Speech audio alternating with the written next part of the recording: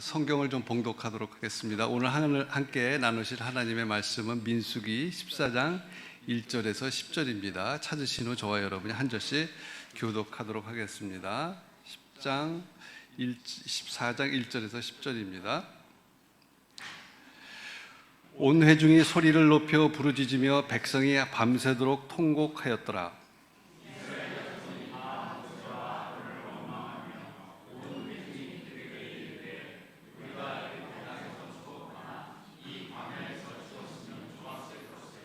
어찌하여 여호와가 우리를 그 땅으로 인도하여 칼에 쓰러지게 하려 하는가?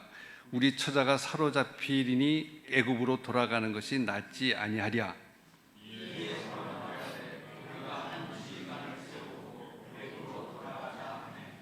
모세와 아론이 이스라엘 자손의 온 회중 앞에서 엎드른지라.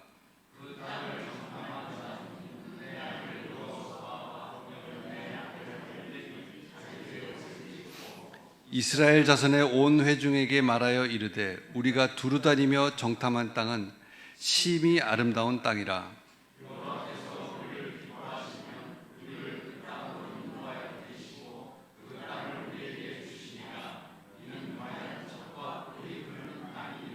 다만 여호와를 거역하지는 말라. 또 그 땅 백성을 두려워하지 말라. 그들은 우리의 먹이라. 그들의 보호자는 그들에게서 떠났고 여호와는 우리와 함께 하시느니라. 그들을 두려워하지 말라 하나.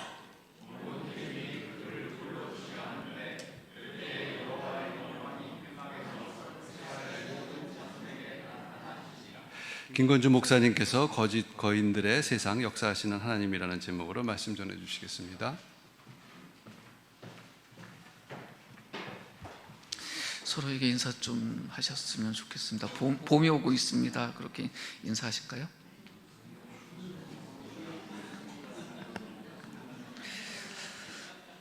옆에 계신 그분이 우리의 봄입니다. 서로가 서로에게 따뜻한 봄이 되었으면 좋겠습니다.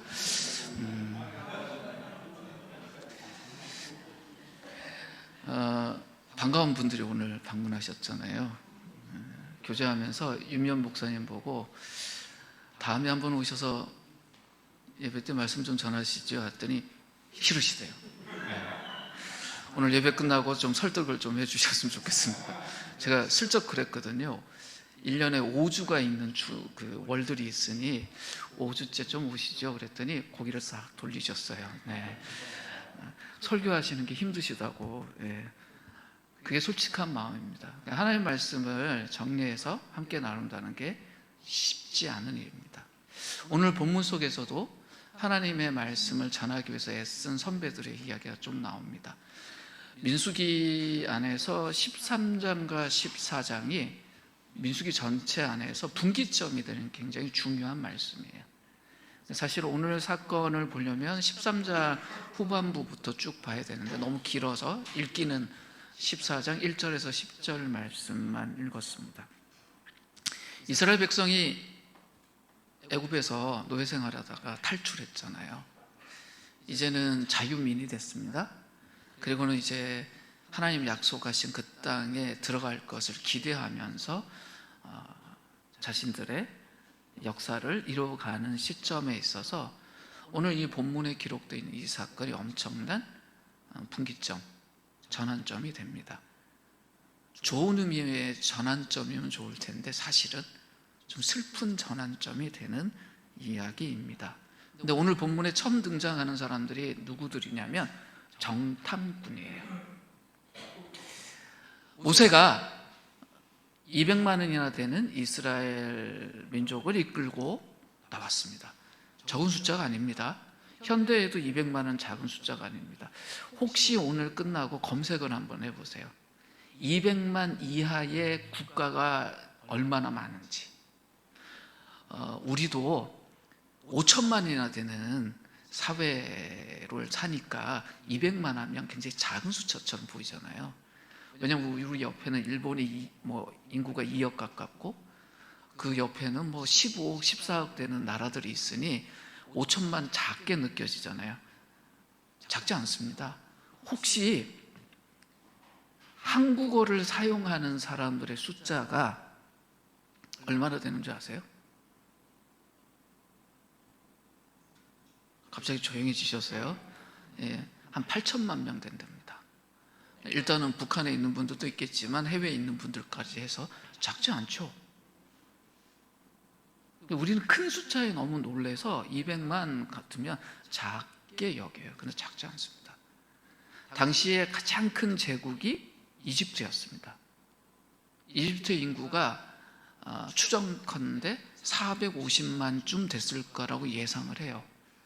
근데 450만 중에 200만 혹은 250만이 이스라엘 백성들이었습니다. 그분들이 나온 거예요. 그러니까 굉장히 큰 거죠.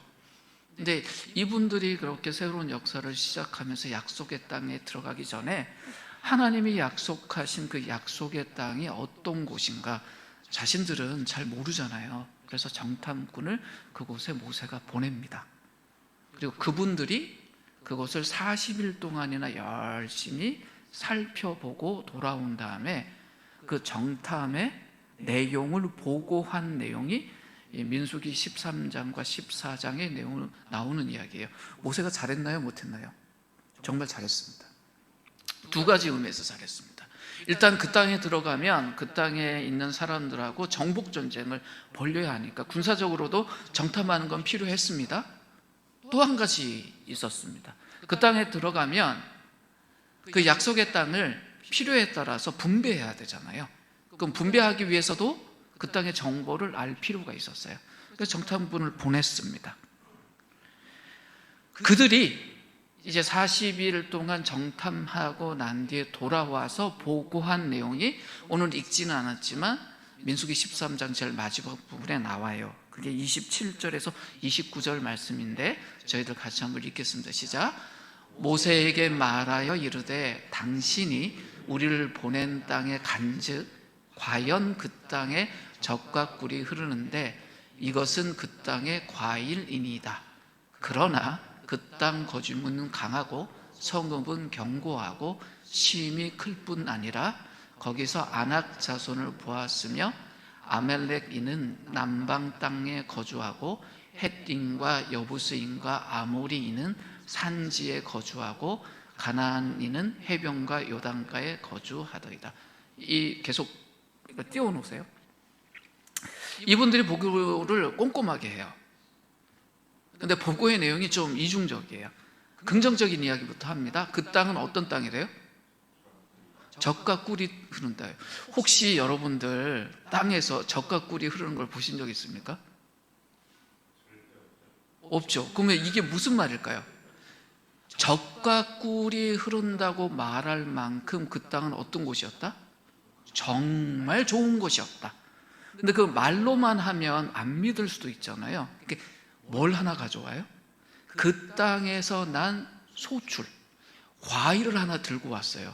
자, 우리가 이 과일을 직접 보지는 못했습니다. 그런데 이 과일을 들고 와서 이 이야기를 하니 이 과일이 어땠을까요? 우리가 상상하건대 굉장히 튼실했을 것 같습니다. 어쩌면 이건 과장입니다. 포도송이 하나가 수박만 할 수도 있어요. 그러니 사람들이 보기에 어땠을까요? 야, 정말 그 땅이 하나님 말씀하신 것처럼 젖과 꿀이 흐르는 엄청난 땅이겠구나. 그러니 그 이야기 들었을 때 어땠을까요? 사람들이 와, 좋다. 그러나라는 말을 해요. 그러나 그 땅은 정말 좋은 땅이지만 어떤 말 중에도 중요한 게 그러나잖아요. 그러나 그 땅은 정말 하나님 말씀하신 것처럼 좋은 땅이었습니다. 그 증거로 이 과일 보십시오. 얼마나 대단합니까? 그러나 그 땅에 사람들이 이미 살고 있습니다. 근데 그 사람들이 어떻대요? 무지 강하대요. 그리고 그분들이 그냥 사는 게 아니라 성읍을 만들어 뒀대요. 성벽 짓고 산다는 거예요. 그런데 어떻대요? 견고하고 심이 크대요. 게다가 어떤 사람도 있대요? 아낙 자손이 있대요. 이 아낙 자손이 거인족을 이야기를 해요. 그러니 어때요? 거기 있는 사람들 엄청 세요. 그 사람들을 만들어 놓은 성벽이나 성읍도 엄청 튼튼해요. 이게 무슨 말입니까? 우리 그 사람들하고 전쟁하려면 되게 힘들 거예요. 그 다음 말에 무슨 말을 해요? 그리고 그 약속의 땅 곳곳에 이분들이 잔뜩 퍼져서 살고 있어요. 빈틈이 없어요. 이런 이야기예요. 남방 땅엔 누가 살고, 산지에는 누가 살고, 바닷가에는 누가 살고, 다 이야기를 합니다. 하나님이 약속하신 것처럼 그 땅은 참 좋은 땅입니다. 정말 하나님이 우리를 좋은 곳으로 인도하고 계십니다. 그러나 장애물이 엄청납니다 라고 이야기를 한 거예요.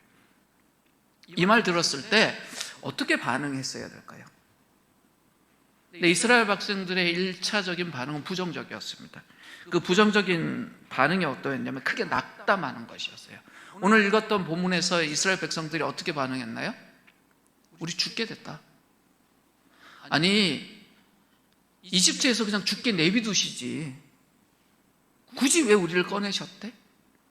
그리고 이미 나온 김에 그냥 이 광야에서 죽는 게 낫지 굳이 거기까지 들어갈 이유가 있을까라는 불평불만까지 할 만큼 이분들이 이 보고를 듣고 그냥 낙담해 버려요.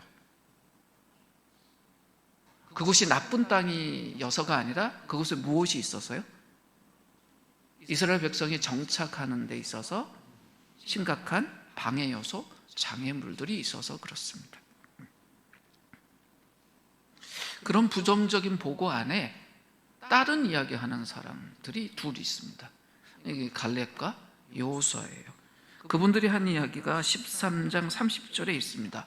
같이 한번 읽겠습니다. 시작. 갈렙이 모세 앞에서 백성을 조용하게 하고 이르되 우리가 곧 올라가서 그 땅을 취하자 능히 이기리라. 아니, 분위기는 지금 어때요?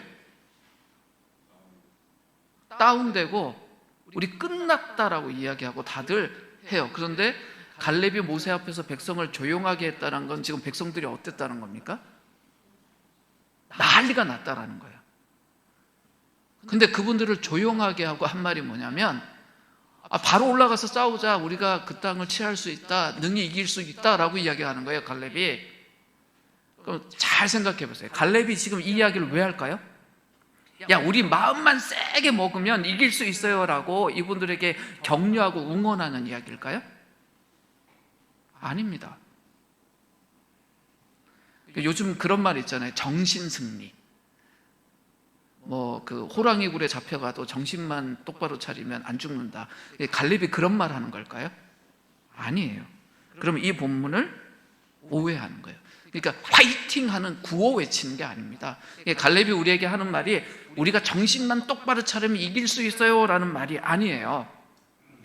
갈렙이 지금 바라보는 건 다른 거예요. 우리가 누구인지 바로 알자는 거예요. 이 이스라엘 백성들이 어떤 사람입니까? 400년 동안 애굽이라는 그 가장 큰 제국에서 노예살이 하고 있던 분들인데 그분들이 거기서 탈출했어요. 아무 문제 없이. 누구 때문에요? 하나님 때문에. 그리고 홍해라는 엄청난 그 바다를 건넜어요. 누구 때문에? 하나님 때문에. 갈렙은 그걸 바라보는 거예요. 우리가 경험하고 있는 거 있지 않냐? 하나님 함께 하시는 것 때문에 아니 이쪽에 이것하고는 비교도 안 되는 그 이집트로부터 우리가 탈출해 왔다. 그리고 홍해라는 그 바다를 우리가 건넜다. 우리가 그걸 경험한 사람들인데 왜 이거 겁내냐?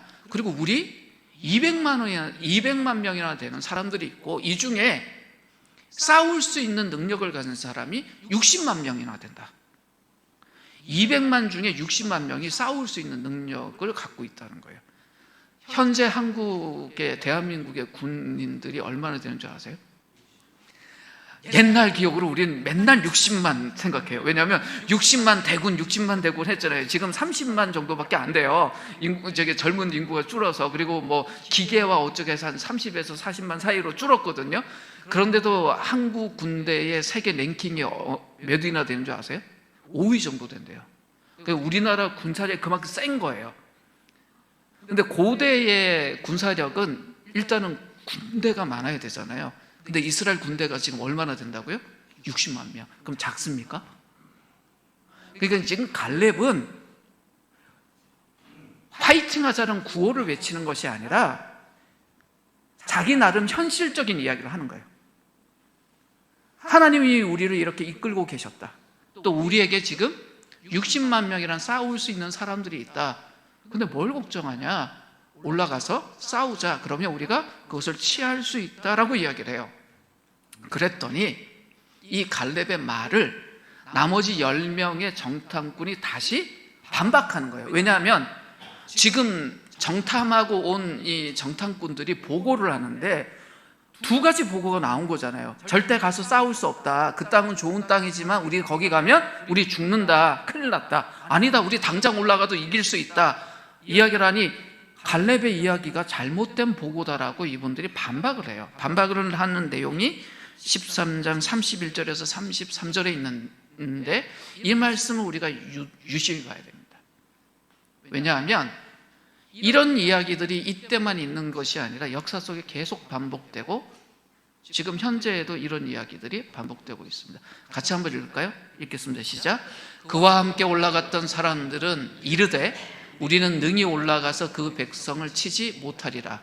그들은 우리보다 강하니라 하고 이스라엘 자손 앞에서 그 정탐한 땅을 악평하여 이르되 우리가 두루 다니며 정탐한 땅은 그 거주민을 삼키는 땅이요 거기서 본 모든 백성은 신장이 장대한 자들이며 거기서 네피림 후손인 아낙 자손의 거인들을 보았나니 우리는 스스로 보기에도 메뚜기 같으니 그들이 보기에도 그와 같았을 것이니라.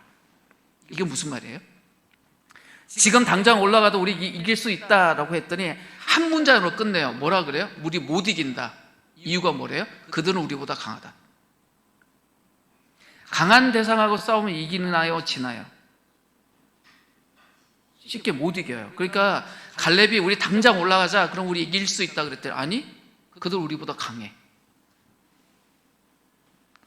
그리고 그 땅이 정말 적과 꿀이 흐르는 땅이었다고 말을 했잖아요. 앞서서. 근데 지금 뭐라고 말하는 줄 아세요? 거기 사는 사람들을 삼키는 땅이라고 말해요. 무슨 이야기일까요? 이분들이 지금 하는 이야기가요, 저를 좀 봐주세요. 객관적인 사실을 이야기해요. 뭐래요? 거기는 좋은 땅이에요. 좋은 땅이에요. 그런데 그 객관적 사실을 이야기하는 것과 동시에 자신들의 주관적인 해석을 붙여요. 거기는 정말 좋은 땅이에요. 그래서 거기 사는 사람들을 삼켜버려요. 이게 무슨 이야기냐면 좋은 땅에 사람들이 살고 있습니다. 그럼 그 땅을 탐하는 자들이 있을까요? 없을까요? 그러니 그 땅을 뺏기 위해서 쳐들어오는 자들이 있을까요? 없을까요? 그 이야기하는 거예요. 그 땅 정말 좋은 땅입니다. 그래서 그 땅에 사는 사람들이 그 땅 때문에 삼킬 거예요. 우리가 그 땅을 차지해도 다른 사람들이 그 땅을 계속 쳐들어올 겁니다. 근데 그들이 거기서 살고 있는 건 그들이 어때서 그렇대요? 강해서 그렇다는 거예요. 어떻대요? 아낙 자손 같은 거인들이 살고 있다라고 과장해요. 보세요. 객관적인 사실도 이야기하지만 그 사실에 대한 자기 해석을 툭 붙여버리고 그리고 어떤 내용은 거짓에 가까울 만큼 과장해버려요. 이들이 뭐라고 말해요? 거기에 네피림이라고 불리는 거인들이 살고 있다. 그럼 이분들의 이야기가 틀린 이야기냐? 틀린 이야기는 아니에요. 나중에 보면 다윗이 누구하고 싸웁니까? 골리앗이라고 싸우잖아요. 분명히 블레셋의 장수 중에 골리앗이라는 사람이 살았어요. 그분을 지금 추정하기에 키가 한 3m쯤 됐을 거라고 추정하거든요. 3m 되시는 분 보신 적 있어요? 없잖아요. 분명히 어떻다는 거예요? 그분들이 봤을 때 그런 거인이 있었어요. 그런데 블레셋이 이스라엘 쳐들어왔을 때 골리앗이 한 명이었습니까? 그 블레셋 군대 전체가 골리앗만 했습니까? 한 명이었어요. 이분들의 이야기가 생짜 거짓말은 아니에요. 그 약속의 땅에서 봤더니 키가 한 3m쯤 되는 진짜 거인이 살고 있는 거예요. 근데 와서는 뭐라 하냐면 그런 거인들이 굉장히 많다라고 과장을 해버려요. 그리고 무슨 말 합니까? 그러니 우리는 그 존재들 앞에서 메뚜기만 하고 그들이 보기에도 그럴 거다. 이게 무슨 말이냐면 위험 요소에 대해서는 과장을 하고 우리가 갖고 있는 긍정적인 요소는 어떻게 해요? 축소시켜 버려요. 그러면서 어떻게 합니까? 싸우면 안 돼라고 주장하는 거예요. 분명히 객관적인 사실 이야기하죠. 그 땅은 어떤 땅이다? 좋은 땅이다.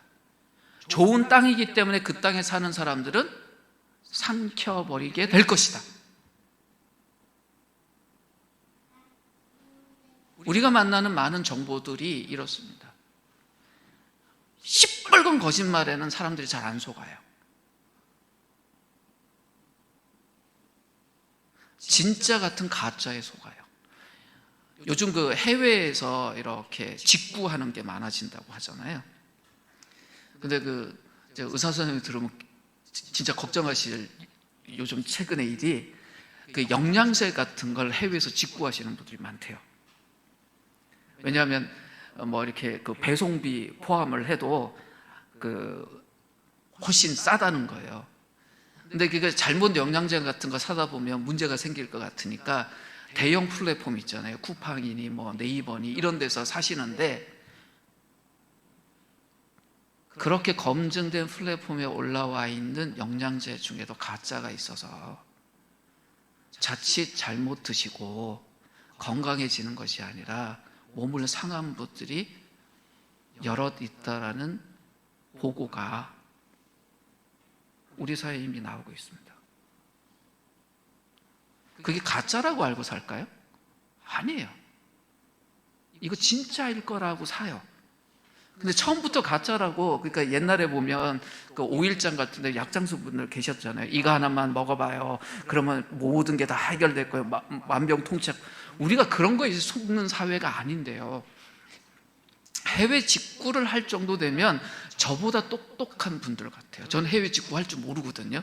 사실 제가 한국에 돌아와서 인터넷으로 뭐 사는 거 잘 못해서 사실 제가 어떻게 하냐면 정집사님께 돈을 드리고 구매를 해달라고 부탁을 드려요.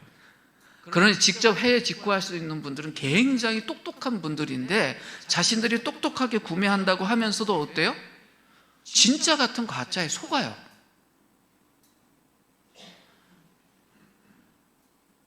이런 세상의 모습이 오늘 본문 속에서도 있어요. 사실을 살짝 비틀고 왜곡합니다. 과장합니다. 그러면서 자기 주장을 크게 보이게 하려고 부정적인 요소는 확 키워버리고 긍정적인 요소는 작게 만들어버립니다. 이분들의 결론이 뭐예요? 그들은 우리보다 강하다. 근데 어떤 차이래요? 그들은 거인이고 우리는 메뚜기다. 메뚜기 한 마리하고 저하고 싸우면 제가 메뚜기인데 질까요? 아니, 제가 아무리 힘이 없어도 메뚜기 한 마리인데 지겠냐고요. 아니, 메뚜기 그냥 제가 가지고 놀 수 있잖아요. 그죠? 그런데 이분들이 자기들 메뚜기라고 말하지만 메뚜기가 200만 마리예요. 그러면 저하고 200만 마리 메뚜기하고 싸우면 누가 이길까요? 200만 마리 메뚜기가 이길 거예요. 아마 저 도망가야 될 거예요. 그런데 이런 사실은 다 지워버리고 어떻게 해요? 우리는 그들 앞에 메뚜기 같은 존재이고 그들은 거인이니까 우리는 도무지 이길 수 없어 라고 해서 분위기를 완전히 어디로 가요? 절대 그 땅으로 가면 안 돼 라고 만들어 버립니다. 오늘 본문을 유심히 보면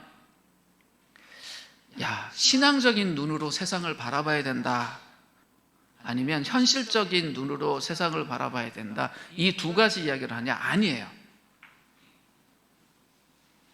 이 본문은 그 이야기하는 게 아니라 현실을 바라보는 두 가지 관점이 있다라고 말하는 겁니다. 지금 하나는 10명의 사람들이 말하고 있는 거예요. 부정적인 요소를 중심으로 이야기하는 사람들, 그리고 눈에 보이는 내용들을 가지고 이야기하는 사람들. 또 한 사람은 또 다른 틀에서 현실을 바라봐요. 오늘 그 이야기를 좀 하려고 하는데요. 첫 번째는 이 땅에 있는 거짓 거인들을 두려워하면서 현실을 바라보는 사람들이에요. 오늘 보면 14장 1절에서 4절 말씀을 다시 한번 읽겠습니다. 같이 읽을까요? 온 회중이 소리를 높여 부르짖으며 백성이 밤새도록 통곡하였다. 이스라엘 자손이 다 모세와 아론을 원망하며 온 회중이 그들에게 이르되 우리가 애굽 땅에서 죽었거나 이 광야에서 죽었으면 좋았을 것을 어찌하여 여호와가 우리를 그 땅으로 인도하여 칼에 쓰러지게 하려 하는가? 우리 처자가 사로잡히리니 애굽으로 돌아가는 것이 낫지 아니하랴? 이에 서로 말하되 우리가 한 지휘관을 세우고 애굽으로 돌아가자 하매. 뭐라 그래요? 애굽으로 가는 게 낫겠다. 이분들 애굽에서 뭐하고 살았죠? 노예로 살았어요. 이분들 이야기가 뭡니까? 고향 땅 돌아가자는 이야기가 아니에요. 거기 가서 노예 생활하는 것이 이거보다 낫겠다. 근데 이 말 속에 무슨 말이 있어요?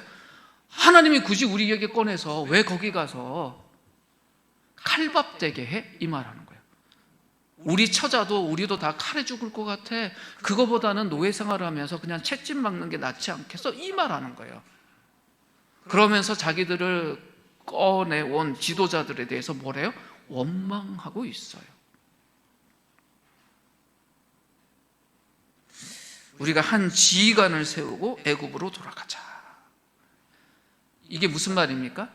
여기까지 자신들을 인도했던 지도자들에 대한 불신이에요.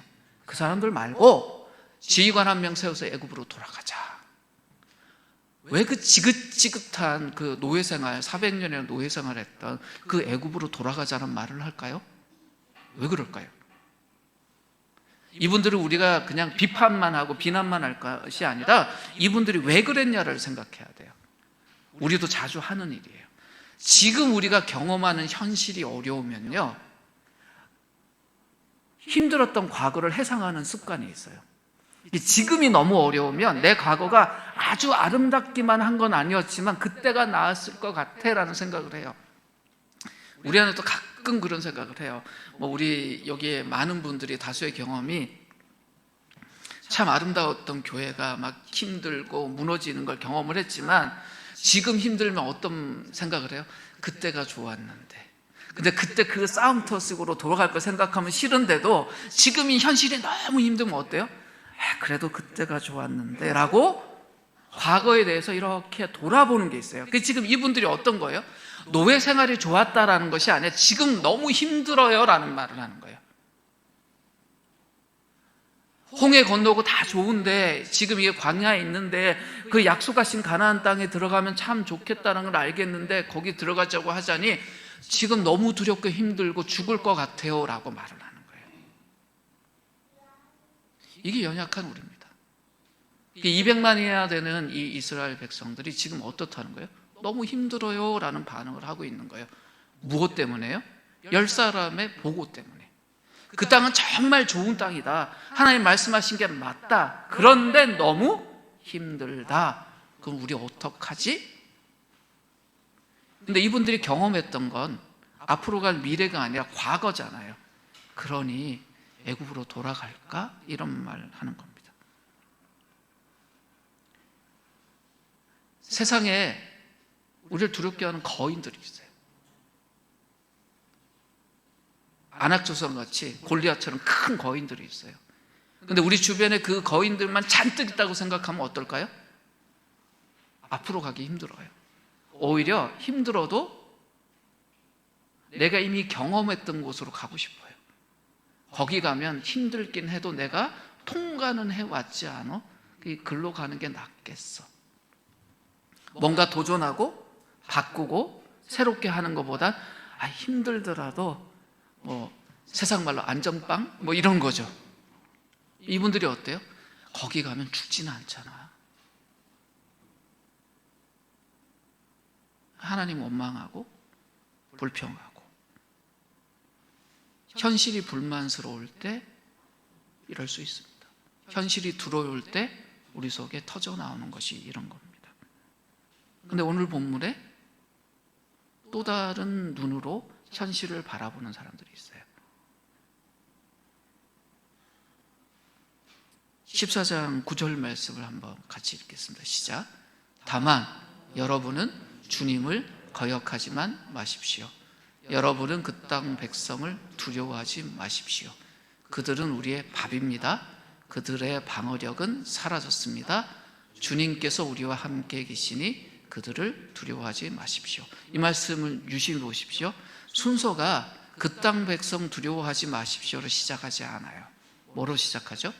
주님을 거역하지 마십시오. 갈렙과 여호수아가 바라보는 현실은요, 하나님이 함께 하시는 현실이에요. 우리의 현실 속에는 하나님이 계시다라는 걸 강조해요. 봐라, 주님 거역하지 말자. 그러니 그 땅 백성 두려워하지 말자. 그래서 뭐라 그래요? 그들이 우리의 밥이래요. 이유가 뭐냐면 그들에게는 방어력이 사라졌대요. 그런데 우리는 방어력이 있다라는 거예요. 그게 뭐예요? 주님이 우리와 함께 하신다. 근데 그들에게는 뭐가 없다라는 거예요? 주님이 없다라는 거예요. 갈렙과 여호수아가 바라보는 현실은 이거예요. 하나님이 우리와 함께 하시지 않냐? 그게 우리의 현실이다라고 이야기하는 거예요. 그러면서 그들이 우리보다 강하다고 아니, 그들은 우리의 밥이다. 현실을 바라보는 두 가지의 관점이 있어요. 그들은 우리보다 강하다. 근데 여호수아와 갈렙이 이야기하는 그들은 우리의 밥이다. 그들이 강하긴 한데 우리의 밥이다.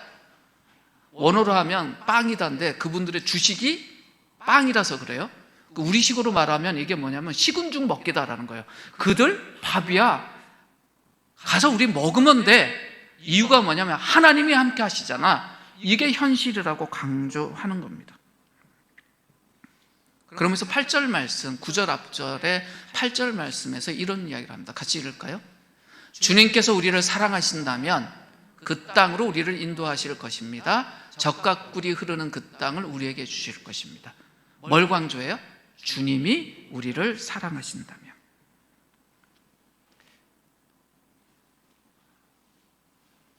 가나안 땅에서 벌어질 일은 메뚜기 대 거인 싸움이 아니에요. 한 사람들은 그 생각하는 거예요. 우리는 메뚜기처럼 작은 존재고 그 땅에 거인들이 있으니 그곳에 가서 우리가 싸울 때 메뚜기하고 거인이 싸우는 것이다 라고 생각하는 거예요. 현실을 바라보는 하는 관점은 그거예요. 근데 갈렙과 여호수아가 이야기하는 건 뭐예요? 아니다. 하나님과 하나님 아닌 세력 간의 싸움이다. 어느 눈으로 현실을 바라볼 것인가에 대한 이야기입니다.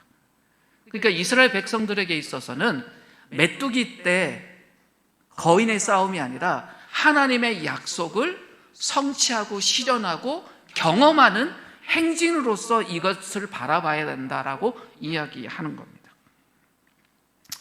이쯤 하면 백성들이 이해를 해야 될 텐데, 왜냐하면 이 백성들이 어때요? 애굽에서 탈출할 때 10가지 재앙을 통해서 하나님이 그 애굽에 있는 신들을 하나씩 다 깨트리고 애굽이 자신들을 지켜주는 보호자라고 생각했던 모든 것이 무너졌잖아요. 가장 먼저 시작된 게 나일강이 사람들에게 도움이 안 되는 피해강으로 변하는 사건도 만났단 말이에요. 사실 이집트라는 대제국이 살 수 있었던 게 그 좋은 그 나일강 때문이었는데, 그 신처럼 여기던 그 나일강이 무너지는 것까지 본 사람들이고, 홍해도 갈라지는 걸 경험한 사람들이면 갈렙과 여호수아가 이 정도 이야기하면 그래요, 하나님 믿고 우리 믿음의 행진합시다 해야 될 텐데, 이분들 반응이 그랬나요? 아니요. 10절 말씀 한번 볼까요? 10절 한번 띄워주시겠습니까? 그러나, 성경에서 그러나가 중요해요. 그러나 온 회중은 그들을 돌로 쳐 죽이려고 했다. 이때 그들이 누굴까요? 모세와 아론과 여호수아와 갈렙, 딱 4명이에요. 그게 4대 200만이에요. 200만과 4명이 지금 딱 대립되어 있어요. 200만 명의 사람이 이 4명을 쳐 죽이려고 해요. 이 순간에 모세, 아론, 여호수아, 갈렙 심정이 어땠을까요? 하나님의 명확한 약속과 하나님의 인도하심에 대해서 이야기를 하고 하나님의 비전에 대해서 이야기를 하고 있는데 나머지 모든 사람이 돌을 들고 자기를 쳐 죽이려고 해요. 기분이 어땠을까요? 심정이 어땠을까요? 굉장히 오늘 성경에 보면 짧은 시간이지만 그 몇 초가 엄청 긴 시간처럼 느껴졌을 거예요. 근데 그때 오늘 성경에 보면 주님의 영광이 해막에 나타났다 그럽니다. 그 순간 하나님이 현실 속에 있는 모든 사람들이 하나님이 우리와 함께하는 분임을 알 수 있도록 모습을 드러내셨다는 거예요. 숨기지 않으시고. 이 순간만 하나님이 이스라엘 백성 속에 계셨던 게 아니잖아요. 그거를 여호수아와 모세와 갈렙과 아론은 알고 그걸 이야기를 했는데 나머지 사람들이 도무지 그걸 받아들이지 않으니 하나님이 어떻게 해요? 자기를 드러내세요. 드러내시는 순간 현실에 대해서 다른 견해, 하나님 아닌 세상을 바라봤던 이들에 대한 심판이 임해요. 어떤 것이었습니까? 이 광야에서 차라리 죽는 게 낫겠다라고 말했던 사람들이 있잖아요. 그 사람들이 말한 그대로 해주세요. 어떻게 해요? 그래, 니들 이 광야에서 죽어라. 우리가 알듯 그래서 갈렙하고 여호수아를 제외한 나머지 이 광야 1세대라고 불리는 분들이 어떻게 됩니까? 자신들이 말한 그대로 됐어요. 자신들이 생각했던 현실 그대로 돼버린 거예요. 그러니까 갈렙과 여호수아는 뭐라고 그랬습니까? 아니, 거기 밥이야. 우리 갈 수 있어. 그들은 어떻게 됐습니까? 그곳으로 들어갔어요. 어느 게 더 현실적입니까? 10명의 이야기인가요? 200만이 선택한 이야기인가요? 아니면 이 네 사람의 현실을 바라본 것이 더 현실적이었나요?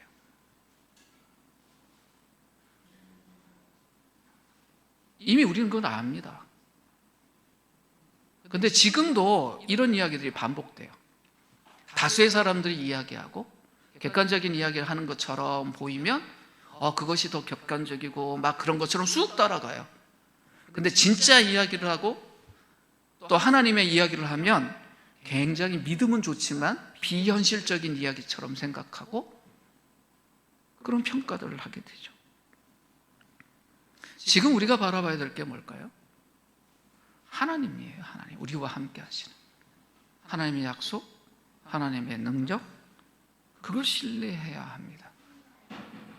숫자에 의지하는 것이 아니고요, 우리가 현실에서 현실적인 감각으로 인지할 수 있는 무엇이 아니라 하나님의 관점으로 이 현실을 보는 거예요. 신앙으로 해석을 하는 것이 아니라 하나님이라는 이 역사의 주인이 이 역사를 어떻게 바라보시는지 그 관점에서 우리가 만나는 매일을 해석하고 그렇게 우리의 인생을 날마다 살아야 합니다. 한번 생각해 보세요. 이스라엘이 가나안 땅의 정복을 실패한다면 그건 그냥 이스라엘만의 실패인가요? 아니에요. 그걸 약속하시고 계획하신 하나님의 실패예요.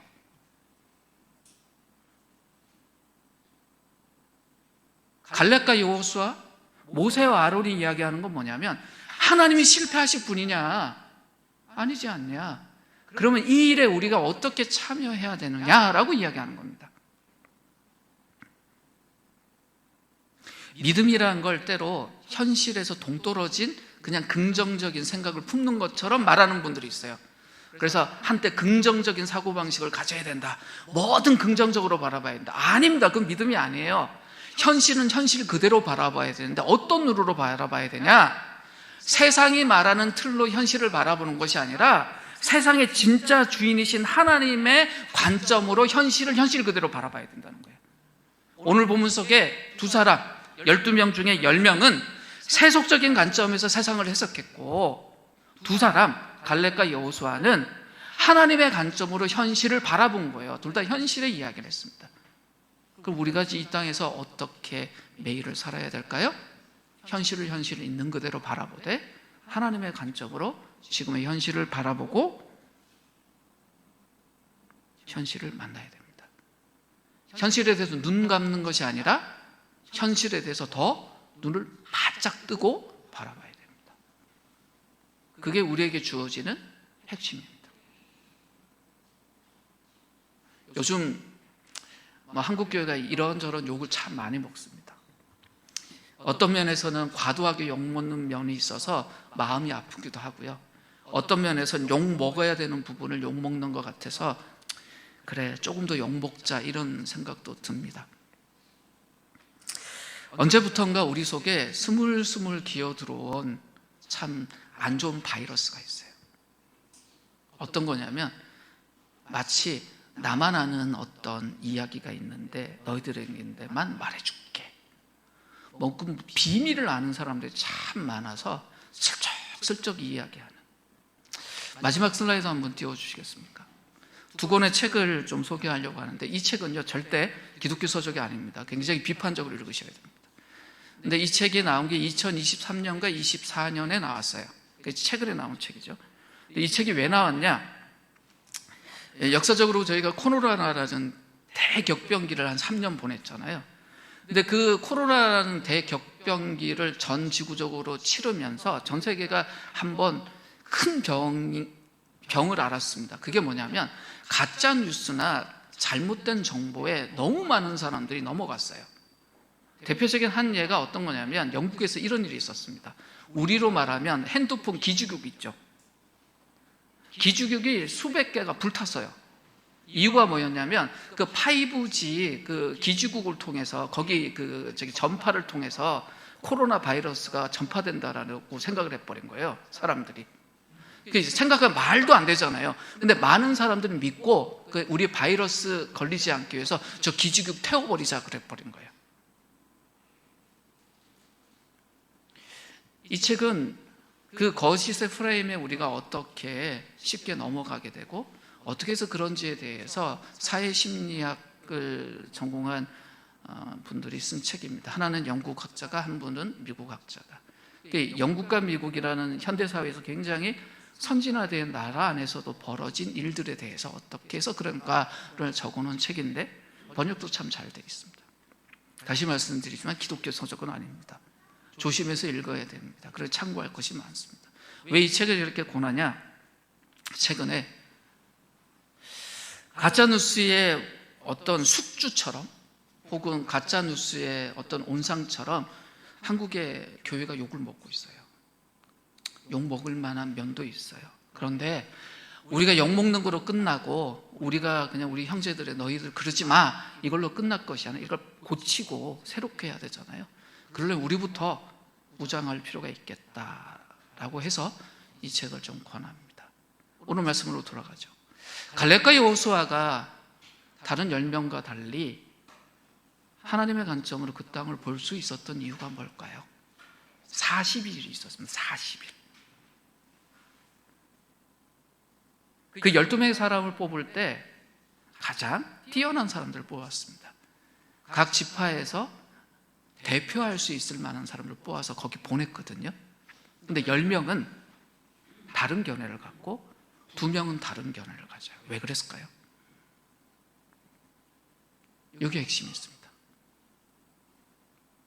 진짜 하나님과 동행한 사람은 40일을 그곳에 정탐하면서 매일 하나님의 눈으로 그 땅을 봅니다. 나머지 10명은 처음엔 2명처럼 와, 이 땅 좋네 하면서 그렇게 반응했겠지만 어느 시점이 지나가고 나서는 그 땅에 있는 거인들을 보면서 마음이 무너지고 자기들이 무너집니다. 그리고 어떻게 돼요? 이곳은 우리가 취할 수 있는 곳이 아니다라는 굳은 확신을 갖게 됩니다. 우리 매일의 삶이 어떠해야 될까요? 하나님 말씀에 계속 우리가 노출되어야 됩니다. 우리 안에 있는 거짓 거인들부터 제거해야 합니다. 그러려면 더욱더 하나님 말씀 안으로 우리가 깊이 들어가고 우리 자신을 거기에 붙잡아 매야 됩니다. 그럴 때 우리가 이 세상을 새롭게 하는 출발점이 될 수 있습니다. 저는 우리 한빛교회 식구들과 한빛 공동체가 그런 공동체, 개인이 되었으면 합니다. 매일 아침 우리가 공동체 성경 읽게 하고 또 말씀에 묵상하는 것이 뭐냐면 이 땅에서 갈렙과 여호수아처럼 우리 앞에 있는 현실을 하나님의 눈으로 보고 살기 위해서입니다. 그 작업을 우리가 등한시하면 그 10명의 정탐꾼처럼 처음에는 믿음의 사람으로 그것을 정탐하기 시작했지만 40일 만에 그곳에서 나올 때는 세상의 관점에 충분히 세뇌돼서 돌아온 사람처럼 되어버릴 수 있습니다. 이 시간 우리가 함께 기도할 때 우리 자신을 돌아보고 또 지금 한국교회가 처해 있는 상황을 생각하면서 우리가 정말 우리가 처한 이 현실을 하나님의 눈으로 바라보고 해석하고 또 우리의 삶의 길을 걸어갈 수 있는 우리 모두가 될 수 있도록 기도했으면 합니다. 함께 기도하겠습니다.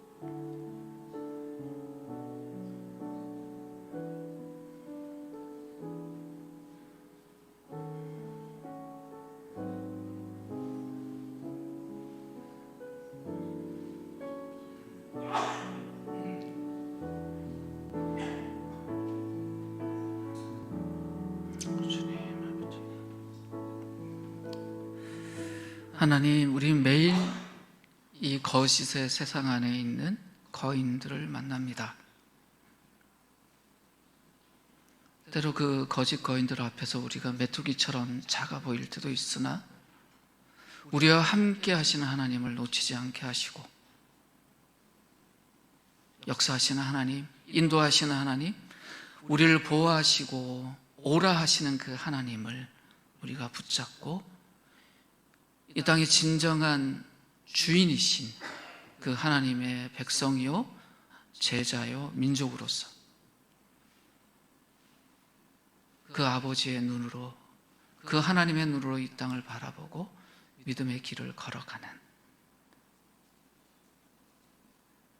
진정한 삶이 무엇인지를 보여주는 하나님의 사람으로 살게 하여 주시옵소서.